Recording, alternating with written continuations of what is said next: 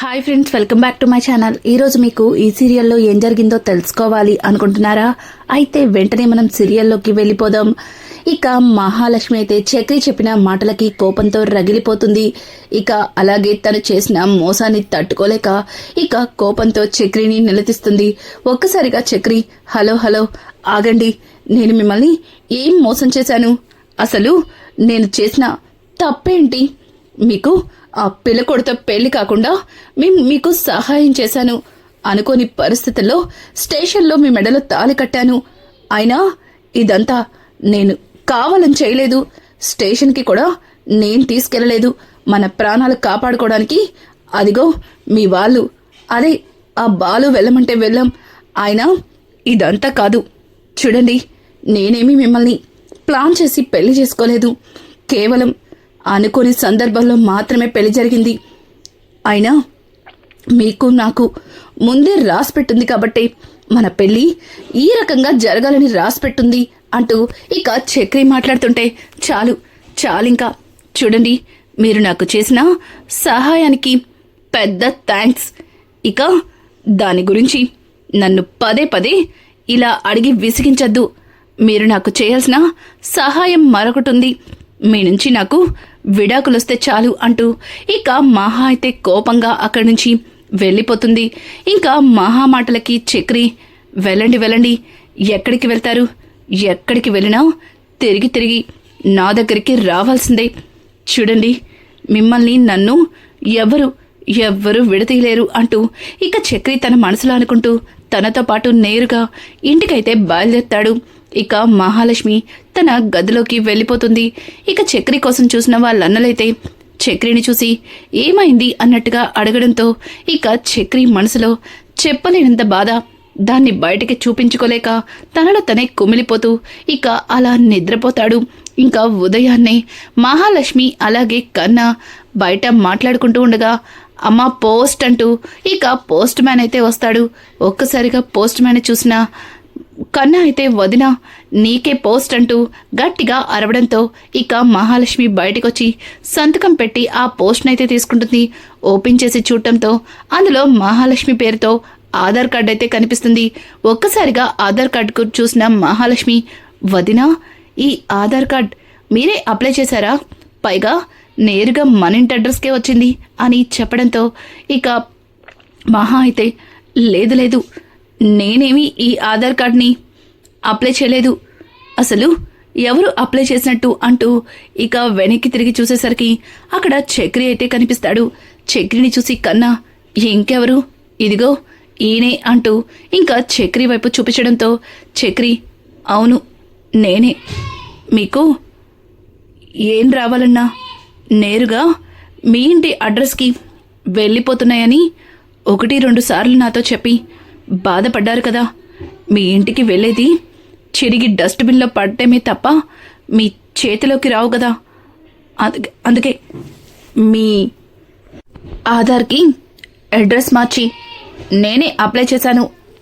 అయినా మీకు మంచి చేశాను కదా అంటూ ఇక చక్రి మాట్లాడుతుంటే ఒక్కసారిగా అక్కడ తండ్రి పేరు దగ్గర భర్త పేరు చక్రి అని ఉండడం చూసి ఇక మహాలక్ష్మి కోపంతో రగిలిపోతుంది. ఇదేంటి, తండ్రి ప్లేస్లో భర్త పేరొచ్చింది? ఇది మీరే చేశారు కదూ అంటూ ఇక మహా అయితే కోపంతో చక్రిని ఒక కుర్చీలో కట్టేసి ఒక బెత్తం పట్టుకుని, చెప్పండి, అసలు పేరెందుకు మార్చారు? మా నాన్నగారి ప్లేస్లో నీ పేరు ఎందుకొచ్చింది? ప్రతాప్ ప్లేస్లో చక్రి ఎందుకున్నాడు అంటూ ఇక మహా అయితే చక్రిని నిలదీస్తూ ఉంటే చక్రి ఎంత అడిగినా సరే ఏమో నాకు తెలీదు, అయినా నేనెందుకు మారుస్తాను అంటూ ఇక మాటని దాటేస్తూ ఉంటాడు. ఆ మాటలకి అక్కడ ఉన్న కన్నా అయితే, వదిన అన్నయ్య ఏం చేయలేదంటున్నాడు కదా, వదిలేద్దాంలే వదిన అంటూ ఇక మహాతో కన్నా మాట్లాడుతూ ఉంటే మహాలక్ష్మి కోపంగా లోపలికైతే వెళ్ళిపోతుంది. ఇక కన్నా కట్లు తీయడంతో చక్రి పైకి లేస్తాడు. ఇక కన్నా అయితే, చెప్పన్నయ్య, నువ్వే కదా ఆ కార్డులో భర్త ప్లేస్లో నీ పేరు పెట్టావు అని అంటుంటే, అది చేసింది నేనే. ఈరోజు ఆధార్ కార్డులో తన భర్తగా అందులో చక్రిగాడి పేరు యాడ్ అయింది. అలాగే ఇంకొద్ది రోజుల్లో తన పక్కన స్థానాన్ని సంపాదిస్తాను అంటూ ఇక మహా గురించి మాట్లాడుతూ చక్రి డాన్స్ చేస్తూ ఉంటాడు. ఒక్కసారిగా చక్రి వెనక్కి తిరిగి చూసేసరికి అక్కడ మహాలక్ష్మి చక్రి వైపు కోపంగా ఉరుమురుము చూస్తుంది. ఇక చక్రి అయితే అమ్మ బాబోయ్ రేయ్ తనెప్పుడొచ్చిందిరా అని అంటుంటే నువ్వు మొదలు పెట్టినప్పుడే వచ్చింది అంటూ కన్నా మాట్లాడుతూ ఉంటే ఒక్కసారిగా చక్రి మరి చెప్పాలి కదరా అని అడగడంతో ఎక్కడా నువ్వు చెప్పే అవకాశం ఎక్కడిస్తున్నావు అంటూ ఇక కన్నా అయితే చక్రితో అంటూ ఉంటే ఇక అక్కడే ఉన్న మహాలక్ష్మి బెత్తం తీసుకుని అసలు ఇదంతా మీరు ఎందుకు చేస్తున్నారు అంటూ ఇక చక్రి వెంట పడుతుంది. చక్రి అయితే మహాకి దొరకకుండా అక్కడి నుంచి తప్పించుకుని పారిపోతాడు. ఇక చక్రి అలా వెళ్ళిపోవడంతో కన్నా పగలబడి నవ్వుతూ ఉంటాడు. ఇక కన్నతో పాటు మహా కూడా నవ్వేసి ఊరుకుంటుంది. ఆ తర్వాత ఇక మాధవ అయితే అక్కడికి వస్తాడు.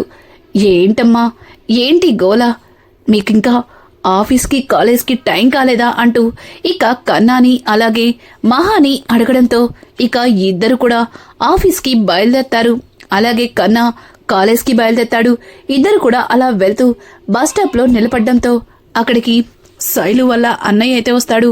ఇక తన ఫ్రెండ్స్తో శైలు వల్ల అన్నయ్య కావాలని మహాలక్ష్మి దగ్గరకు వచ్చి ఏంటి నువ్వేనా ఆ 5 అన్నదమ్ములకి ఆడదిక్కువి అంటూ ఇక మహాని తప్పుగా మాట్లాడుతూ ఉంటే ఒక్కసారిగా కన్నా కోపంతో ఇక అతని మీదకి వెళ్ళబోతుంటాడు. ఇంకా శైలు అన్నయ్య రేయ్ ఏంట్రా కొట్టేద్దామని అంత సీన్ లేదు, మీ అన్నని నా చెల్లెల చుట్టూ తిరగద్దని చెప్పు. ఇంకొక్కసారి తన చుట్టూ తిరిగితే నేను ఏం చేస్తానో కూడా తెలీదు. అయినా ఆ రౌడీ గాళ్ళు ఏం చేస్తారు, ఏదైనా చేయాలి అనుకుంటే నాలాంటి వాళ్ళు చేస్తారు. చూడు నువ్వు వాళ్ళ కోసం ఆ ఇంట్లో ఇలా రోడ్డు మీద పడి కష్టపడే కంటే నాతో పాటు మా ఇంటికి వచ్చేయచ్చుగా, నిన్ను అడుగు బయట పెట్టకుండా చూసుకుంటాను అంటూ ఇక శైలు అన్నయ్య మహాతో తప్పుగా మాట్లాడతాడు. ఒక్కసారిగా మహాలక్ష్మి వాడన్న మాటలకి బాధపడుతూ అక్కడి నుంచి ఏడుస్తూ నేరుగా ఇంటికి వెళ్ళిపోతారు. ఒక్కసారిగా ఇక కన్నా అలాగే మహాలక్ష్మి ఇద్దరు అలా వెనక్కి రావడం చూసి ఇక అక్కడే ఉన్న మాధవ అయితే అమ్మ మహాలక్ష్మి ఏమైందమ్మా, ఎందుకలా బాధపడుతూ వస్తున్నావు, ఏమైంది, మా తాయారత్తేమన్నా అనిందా లేక ఎవరేమన్నా అన్నారా చెప్పమ్మా అంటూ ఇక మహాలక్ష్మిని అడుగుతూ ఉంటే పక్కన ఉన్న కన్నా జరిగిందంతా కూడా ఇక మాధవ్కి చెప్తాడు. ఒక్కసారిగా మాధవ కోపంగా కేశవని అలాగే చక్రికి ఫోన్ చేసి ఇంటికి పిలిపిస్తాడు. ఇక ఇద్దరూ రావడంతో నలుగురు కలిసి నేరుగా ఇక చక్రి అయితే ఆ ఆదిగాడు అంతం పని చేశాడా అని అంటుంటే ఒక్కసారిగా మహాలక్ష్మి ఆశ్చర్యపోతూ ఇక చక్రి వైపు చూస్తుంటే నేను పెట్టిన పేర్లే వాడికి, అయినా మీరేంటండి ఇంట్లో అందరి మీద నోరేసుకుని పడిపోతారు, ఒక్కరిని కూడా మాట్లాడనివ్వరు, మరి వాడన్ని మాటలు అంటుంటే కనీసం వాడికి ఎదురు సమాధానం కూడా చెప్పడం రాదా అంటూ ఇక చక్రి మాట్లాడుతూ ఉంటే మహాలక్ష్మి ఏడుస్తుంది. ఒక్కసారిగా మహాలక్ష్మి ఏడుపును చూసి మాధవ రేయ్ ఏంట్రా నువ్వు తననెందుకు అంటున్నావు, ముందు వాడి పని పడదామంటూ ఇక నలుగురు కూడా నేరుగా బస్టాండ్ దగ్గరికి వెళ్తారు. అక్కడ బస్ స్టాప్లో నలుగురు కుర్రోళ్ళు వేసుకుని ఇక శైలు అన్నయ్య వచ్చే వాళ్ళ వైపు పొగరుగా చూస్తుంటాడు. ఇక చక్రి అయితే రేయ్ ఏంట్రా ఇందాకేదో వాగేవంట అని అంటుంటే ఏంటి ఈ నలుగురిని వేసుకునొచ్చావు, వీళ్ళని చూసి నేను భయపడిపోతాననుకున్నావా, చూడు నేను అస్సలు భయపడ్ను అంటూ ఇక శైలు అన్నయ్య మహావైపు చూస్తూ మాట్లాడతాడు. ఒక్కసారిగా ఇక మాధవ అలాగే చక్రి కేశవ ముగ్గురు కూడా మహాలక్ష్మిని ముందుకు పిలిచి చూడండి ఇందాక వీడు అన్న ఒక్కొక్క మాటకి ఒక్కొక్క సమాధానం వెళ్ళాలి అంటూ ఇక మహాలక్ష్మినే వాడితో కొట్టిస్తారు. ఒక్కసారిగా వాడైతే మహాలక్ష్మి కొట్టడంతో కోపం తెచ్చుకొని ఇక వాళ్ళ మీదకి తిరగపడ్డంతో ఇక నలుగురు అన్నదమ్ములు కూడా శైలు వాళ్ళ అన్నయ్యని ఎరగదీస్తారు. ఇక శైలు వాళ్ళ అన్నయ్య అయితే భయంతో అక్కడి నుంచి పారిపోతాడు. ఇక మహాలక్ష్మి నలుగురితో కలిసి ఇంటికైతే వస్తుంది. కానీ జరిగింది తలుచుకొని తను చాలా బాధపడుతుంది.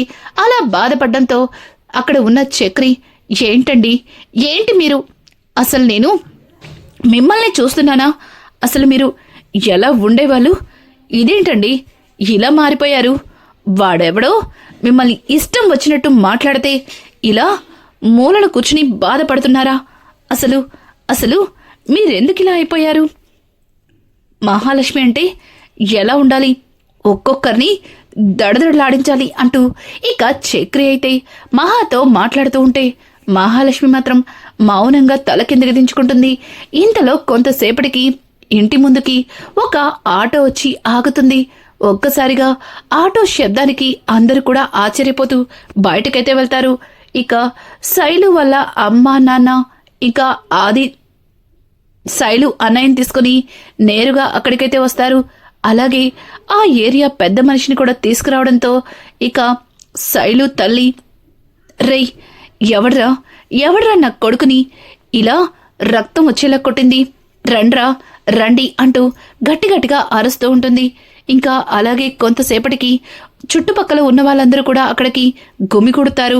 ఇక పోలీసులు కూడా రావడంతోనే ఇక శైలు వల్ల నాన్నగారైతే, సార్ ఇదిగోండి సార్, వీళ్ళే ఈ నలుగురి నా కొడుకుని ఇలా రక్తం వచ్చేలా కొట్టారు అంటూ ఇక నలుగురు వైపు చూపించడంతో ఇక అక్కడే ఉన్న కేశవ అలాగే చక్రి ఇద్దరు కూడా, చూడండి సార్, వీడు మా ఇంట్లో వాళ్ళతో తప్పుగా ప్రవర్తించాడు, అందుకే వాడి మీద చేసుకోవాల్సి వచ్చింది అంటూ ఇక వాళ్ళిద్దరూ అయితే పోలీసులకి నచ్చ చెప్తూ ఉంటే మహాలక్ష్మి మాత్రం అది చూసి కోపంతో బయటికి వెళ్ళబోతూ ఉండగా ఇక కన్నా అయితే, వద్దుదినా, నువ్వొద్దు, బయటికి వెళ్ళొద్దు అంటూ ఇక కన్నా ఆపడానికి ప్రయత్నిస్తాడు.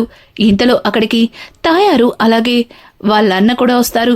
ఇక వాళ్ళిద్దరు కూడా, సార్ వీళ్ళ నలుగురు పెద్ద రౌడీలు, వీళ్ళు ఇలాగే అందరి ఇళ్ల మీదకి వెళ్ళి గొడవ చేస్తూ ఉంటారు, ఇంతకుముందు మా ఇంటి మీద కూడా వచ్చి నాన్న గొడవ చేశారు అంటూ ఇంకా తాయారు అలాగే వాళ్ళన్న మాట్లాడుతూ ఉంటే అప్పుడే అక్కడికి వచ్చిన నారాయణ, ఏంటి నా కొడుకులు మీ ఇంటి మీదకొచ్చి గొడవ చేశారా, ఎప్పుడు జరిగింది ఇదంతా, ఏయ్ అవకాశం దొరికింది కదా అని ఇలా ఇష్టం వచ్చినట్టు మాట్లాడితే నిజంగానే మీకు ఇల్లు లేకుండా చేస్తాను అంటూ ఇక నారాయణ మాట్లాడుతుంటే, చూసారా వీడు ఎలా మాట్లాడుతున్నాడో, చెప్పాం కదా సార్ వీళ్ళు పెద్ద రౌడీలని అంటూ ఇక శైలు తల్లిదండ్రులిద్దరూ కూడా ఇన్స్పెక్టర్కి చెప్పడంతో ఇక ఇన్స్పెక్టర్, రేయ్ ఏంట్రా నలుగురు కలిసి ఒక్కడనే ఇష్టం వచ్చినట్టు చితకబాది తిరిగి మీ తప్పేమీ లేనట్టు ఇలా మాట్లాడుతున్నారు, నడవండి, మిమ్మల్ని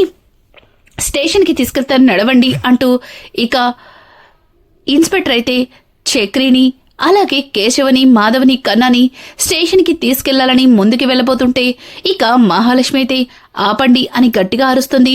ఒకసారిగా మహాలక్ష్మి అరుపులకి అందరూ కూడా షాక్ అయిపోతారు.